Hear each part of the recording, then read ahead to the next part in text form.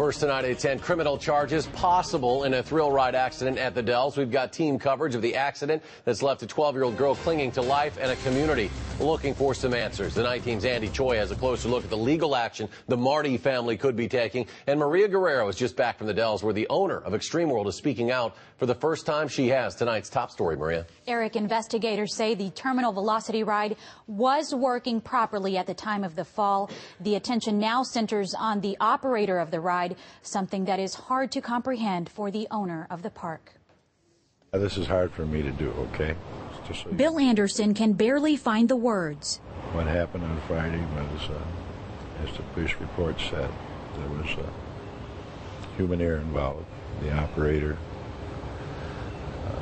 obviously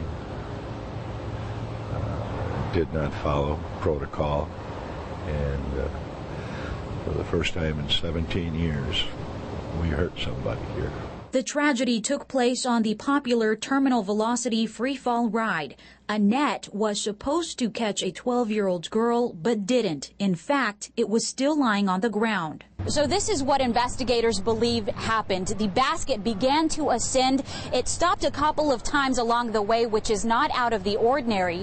When it got to 100 feet, the operator believed that he had gotten all the way to 140 feet, and he then released Tegan Marti. The problem, investigators say, is that he did so without communicating with the person on the bottom. When those two signals are exchanged, then the person on the top knows when it's safe to, or the ride is ready for the person to be released into the net.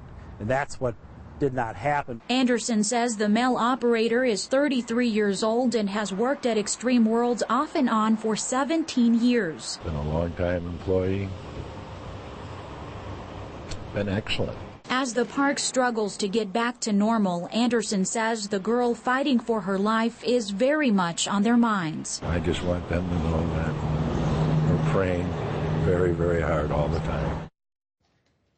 The park is open. The ride is still closed down, but that could open as early as Wednesday. Now, as for any changes to protocol, Anderson says he is working with the state on these possible changes, Eric. Obviously difficult for him, but what about possible charges in this case? Well, investigators say while everything does point to this being a tragic accident, the Sauk County District Attorney's Office will have to determine if any kind of negligence charges will follow for the operator of the platform. All right, Maria, thank you very much.